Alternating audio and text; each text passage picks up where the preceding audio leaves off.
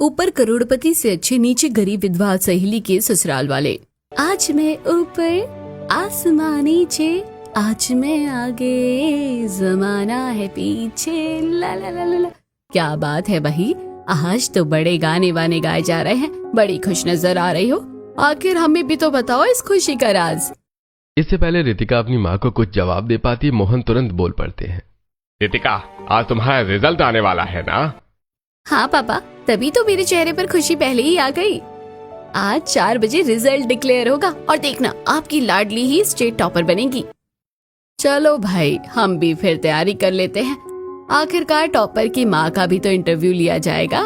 पूनम की बात सुनकर सब लोग हंसने लगते हैं। इधर रितिका अपनी ही धुन में मगन है। वो अपनी बालकनी में घूम रही है। दूसरी तरफ उसकी गरीब सहेली शिवानी अपने घर में चुपचाप हाथ जोड़कर बैठी है। शिवानी को ऐसे परेशान देखकर रितिका बालकनी से ही पूछती है, अरे क्या हुआ तुझे, इतनी परेशान क्यों हो रही है?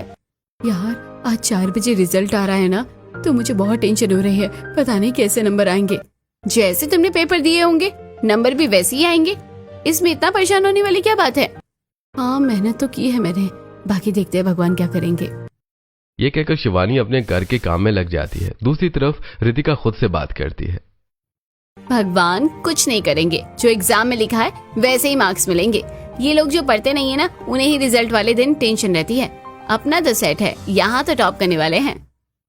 रितिका अपने रिजल्ट को लेकर सिर्फ कॉन्फिडेंट नहीं बल्कि ओवर कॉन्फिडेंट थी। देखते ही देखते सुबह से शाम हो जाती है और 4 बज जाते हैं। रितिका लैपटॉप लेकर बैठी होती है। वहीं शिवानी भी अपना रिजल्ट चेक करवाने के लिए उसके पास आ जाती है। रितिका, तुमने अपना रिजल्ट देख लिया क्या? यार मुझे बहुत डर लग रहा है, पहले तुम अपना देखो। हाँ बाबा, पहले मैं अपना ही देखूंगी। एक बार ये साइट चलने तो दो। वेबसाइट पर बहुत ज्यादा ट्रैफिक आ रहा है। सब बच्चे एक साथ रिजल्ट देखने बैठे हैं। रितिका और शिवानी साथ बैठकर वेबसाइट खुलने का इंतजार करती हैं। कुछ देर बाद रितिका अपना रिजल्ट चेक करती है। वाह, इतने अच्छे मार्क्स! मुझे तो पहले ही पता था कि मेरे एग्जाम बहुत अच्छे गए हैं। रितिका को खुश देखकर शिवानी पूछती है, यार बता तो सही, कितने मार्क्स आए हैं? रितिका लैपटॉप शिवानी की तरफ घुमा देती है। तुम खुद ही देख लो। अब अपनी मुंह तारीफ करते हुए अच्छी थोड़ी ना लगूंगी मैं। 500 में से 495। वाह यार, तू तो छा गई। चल अब जल्दी से मेरा रिजल्ट भी देख ले। रितिका खुशी खुशी शिवानी का रिजल्ट देखती है, लेकिन उसका रिजल्ट देखते ही उसके चेहरे का रंग उड़ जाता है। यह देखकर शिवानी डर जाती है। अरे तू चुप क्यों हो गई? बताना, कहीं मैं फेल तो नहीं हो गई? जैसे ही शिवानी खुद लैपटॉप में देखती है, उसकी खुशी का ठिकाना नहीं रहता। अरे मेरे 500 में से 498 नंबर आए हैं। थैंक यू भगवान जी, ये तो मेरी उम्मीदों से भी ज्यादा है। अभी जाकर घर में बताऊंगी तो सब खुश हो जाएंगे। इतने अच्छे नंबर आने के बावजूद वो रितिका से कहती है, रितिका, परेशान होने की कोई जरूरत नहीं है। ये तो बराबर ही है, तुम भी फर्स्ट हो मैं भी। हाँ, मैं क्यों परेशान होंगी? वैसे भी मेरी दोस्त फर्स्ट आई या मैं, एक ही बात है। रितिका शिवानी के सामने खुश होने का दिखावा करती है। शिवानी खुशी खुशी वहां से चली जाती है और अपने माता पिता को रिजल्ट के बारे में बताती है। मुझे तो पहले ही पता था मेरी बेटी के बहुत अच्छे नंबर आएंगे। अरे भाई, हमारी बिटिया ने रात के अंधेरे में दिए के उजाले में पढ़ाई की है, तो भगवान उसकी मेहनत कैसे बेकार जाने देता। शिवानी के घर वाले आपस में बातें कर ही रहे होते हैं कि तभी पूरा स्कूल स्टाफ उसके घर पहुंच जाता है। प्रिंसिपल सर शिवानी को बधाइयां देते हैं और उसे फूलों की माला पहनाते हैं। आज सब लोग बहुत खुश हैं। दूसरी तरफ रितिका के घर भी स्कूल वाले आते हैं और उसे बधाइयां देते हैं, लेकिन रितिका के मन में कुछ और ही चल रहा होता है। पता नहीं ये गरीब गंवार मुझसे हमेशा आगे कैसे निकल जाती है। ये तो सरकारी स्कूल में पढ़कर भी स्टेट टॉप कर गई, और एक मैं हूँ, पापा ने मुझे शहर के सबसे महंगे स्कूल में पढ़ाया, फिर भी मेरे नंबर इससे कम कैसे रह गए। रितिका धीरे धीरे शिवानी से जलने लगती है। ऐसे कुछ दिन बीत जाते हैं। एक दिन शिवानी खुशी खुशी रितिका के पास आती है। रितिका, तुम्हें पता है आज हमारे स्कूल में मुख्यमंत्री जी आएंगे जो स्टेट टॉपर को सम्मानित करेंगे। हाँ मुझे पता है, एक्चुअली मेरा नाम भी अवार्ड लिस्ट में है। तुमसे बस 2 नंबर ही तो कम आए हैं, उससे कोई फर्क नहीं पड़ता। हाँ, मैं तो तुम्हें कब से ही यही समझाने की कोशिश कर रही हूँ। अच्छा चलो, हम अवार्ड सेरेमनी में साथ चलेंगे। शिवानी और रितिका अपने परिवार के साथ अवार्ड सेरेमनी में पहुंचते हैं। मुख्यमंत्री जी सबके सामने पहले शिवानी को सम्मानित करते हैं। वहां शिवानी की खूब तारीफ होती है, जिसे देखकर रितिका के मन में जलन और बढ़ जाती है। उसके बाद रितिका को 2nd पोजीशन का अवार्ड दिया जाता है। अवार्ड लेने के बाद दोनों सहेलियां अपने अपने परिवार के साथ घर वापस आ जाती हैं। 3 साल बाद एक तरफ रितिका के पापा शहर के सबसे बड़े बिजनेसमैन में से एक हैं, तो दूसरी तरफ शिवानी के पापा बहुत गरीब हैं और खेती बाड़ी से ही उनका घर चलता है। 12वीं के बाद रितिका ने महंगे कॉलेज से ग्रेजुएशन की डिग्री हासिल की। वहीं शिवानी अपने घर पर ही कामकाज में लग गई। एक दिन शिवानी के घर पर पड़ोसन सरला की एंट्री होती है। पिंकी, कहाँ गई तू? अरे तुझसे बहुत जरूरी बात करनी है। मैं कल भी घर आई थी, लेकिन तू बाजार गई हुई थी। हाँ बहन जी, घर का सामान खत्म हो गया था तो लेने चली गई थी। बताइए क्या बात करनी है? अरे मेरी बहन का लड़का है ना, उसके लिए लड़की देख रहे हैं। मेरी बहन बहुत अच्छी है, छोटा सा परिवार है, सीधे साधे लोग हैं, अपने ही जैसे। तो मैं सोच रही थी कि अपनी शिवानी का रिश्ता वहाँ करवा दूं, अच्छे घर चली जाएगी तेरी बेटी। हाँ बहन जी, परिवार तो सही है उनका, मैंने देखा है आपकी बहन को, आदत भी अच्छी है। मैं एक बार शिवानी के पापा से बात करके बताती हूँ। इस तरह सरला पिंकी से बात करके वहां से चली जाती है। दूसरी तरफ मोहन रितिका से बात करता है। बेटा, अब तो तुम्हारा कॉलेज भी पूरा हो गया है, आगे क्या प्लान है तुम्हारा? कुछ नहीं पापा, अभी 2 महीने रेस्ट लूंगी, उसके बाद सोचूंगी क्या करना है। मोहन हंसते हुए कहते हैं। ठीक है बेटा, सोचकर बता देना, वरना फिर तुम्हारी शादी कर देंगे। शादी के बाद करते रहना जो भी आए, कोई मना नहीं करेगा। ये सुनकर रितिका शर्मा जाती है और पूनम हंसने लगती है। रितिका अपने कमरे में चली जाती है, तभी मोहन पूनम से बात करता है। अरे मैं सोच रहा था, मेरा एक दोस्त है ओमपाल, उसका बेटा अंकित बहुत कामयाब और होनहार लड़का है। उसने फॉरेन से MBA किया है और अब इंडिया में अपना बिजनेस चला रहा है। अगर हम रितिका के लिए बात करें तो कैसा रहेगा? अरे अंकित तो बहुत अच्छा लड़का है, मैंने देखा है उसे, और उनका परिवार भी बहुत अच्छा है, हमारे स्टैंडर्ड का है। मुझे तो लगता है बात करनी चाहिए। बात करने की जरूरत नहीं है, ओमपाल ने खुद ही मुझे फोन करके बात की है। कह रहा था कि अब दोस्ती को रिश्तेदारी में बदलने का टाइम आ गया है। मैं तो तभी समझ गया था कि उसके मन में क्या है। तो फिर देर किस बात की? रितिका का भी कॉलेज पूरा हो गया है, अगर वो आगे पढ़ना चाहेगी तो हम पढ़ा देंगे। आप आज ही बात पक्की कर लो। मोहन ओमपाल से बात करता है और दोनों तरफ से रिश्ता पक्का हो जाता है। उधर रितिका जब अंकित के बारे में सुनती है तो उसके मन में खुशी की लहर दौड़ जाती है। अंकित तो बहुत हैंडसम है और डैशिंग है, मुझे तो हमेशा से ही ऐसे ही लड़के पसंद है। बेटा, किन ख्यालों में खो गई? अगर तुम्हारी तरफ से हाँ है तो हम बात पक्की समझें। हाँ पापा, मुझे कोई एतराज नहीं है। मोहन ओमपाल को फोन करके हाँ कर देता है और रिश्ता पक्का हो जाता है। अगले संडे रितिका और अंकित की रिंग सेरेमनी रखी जाती है। रितिका अपनी रिंग सेरेमनी को लेकर बहुत ज्यादा एक्साइटेड है। तभी उसे अचानक शिवानी का ख्याल आता है और वो उसके पास चली जाती है। शिवानी, मैंने सुना है तुम्हारे घर वाले तुम्हारे लिए रिश्ता ढूंढ रहे हैं और जल्दी ही शादी भी कर देंगे। हाँ यार, घर में कुछ ऐसी ही बातें चल रही हैं, पता नहीं कौन कैसा होगा, मुझे तो इस बात की भी फिक्र होती रहती है। अरे टेंशन क्यों लेनी, जो होना होगा वो तो होगा ही। वैसे तुम लोग बातें करते रहना, मेरे पापा ने तो मेरे लिए अपने जैसा ही करोड़पति लड़का ढूंढ लिया है। अगले संडे मेरी रिंग सेरेमनी है, तुम्हें जरूर आना है, मैं यही कहने आई थी। रितिका खुश होकर वहां से चली जाती है और अपने कमरे में जाकर सोचने लगती है।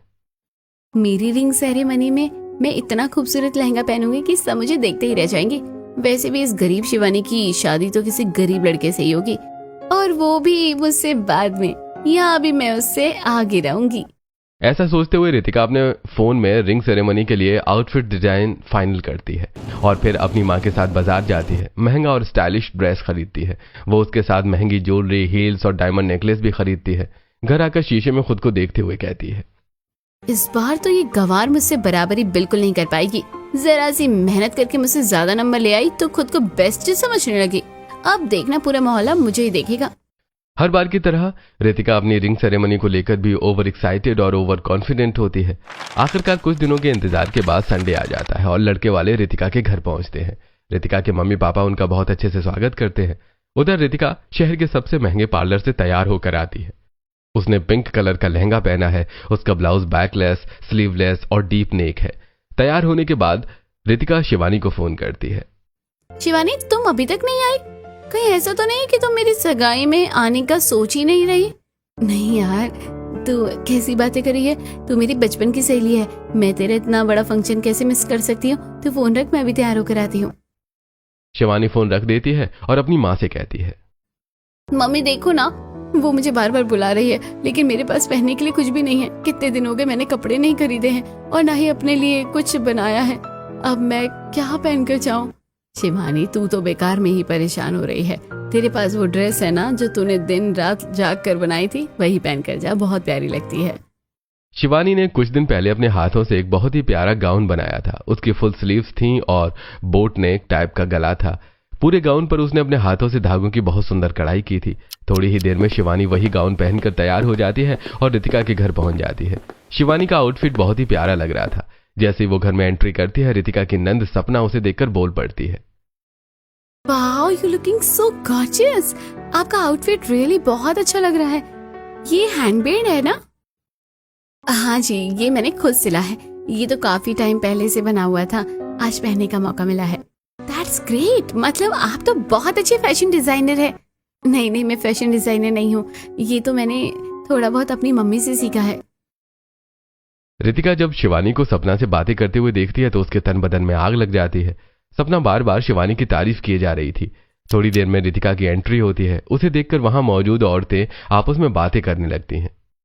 अरे देख तो, पूनम की लड़की ने तो शर्म ही उतार के रख दी। इसके ब्लाउज में तो पीछे कुछ भी नहीं है। आजकल की लड़कियां कम कपड़े पहनने को ही फैशन समझती है, लेकिन हमारी शिवानी को देखो, इस प्यारे से गाउन में कितनी सुंदर लग रही है। पूरी बाजू है और गला भी पूरा बंद है। हमारी शिवानी की तो खैर बात ही अलग है, कितनी सुंदर सुशील है। घर पर रहकर इतना कुछ काम सीख गई है, और तो और ये तो पूरा दिन हवा में उड़ती है। और आज देख लो कैसे मेकअप में भी पूरी सफेद हो रही है। एक तरफ रितिका ने महंगी ड्रेस पहनकर यह सोचा था कि वो अपने इस खास दिन पर सबसे खूबसूरत लगेगी, लेकिन ओवर स्टाइलिश होने के चक्कर में वो सुंदर लगने की बजाय अजीब लग रही थी और लोग उसकी बातें बना रहे थे। वहीं दूसरी तरफ शिवानी का सादगी भरा लुक सबका दिल जीत लेता है, यानी यहां भी रितिका का पोपट हो जाता है। इस तरह रितिका की रिंग सेरेमनी हो जाती है। सभी मेहमान खाना खाकर अपने अपने घर चले जाते हैं, लेकिन पता नहीं क्यों रितिका आज शिवानी से बहुत ज्यादा गुस्से में है। समझते क्या है ये गंवार, खुद को अपने हाथ से सिले हुए कपड़ों का शो ऑफ कैसे कर रही है, जैसे कोई बड़ा फैशन शो हो और इसके गाउन का अवार्ड मिलने वाला हो। बदतमीज कहीं की। कहने को तो ये दोनों सहेलियां हैं, लेकिन रितिका शिवानी को अपना कॉम्पिटिटर मानती है, जबकि हैसियत के हिसाब से दोनों की कोई बराबरी नहीं है।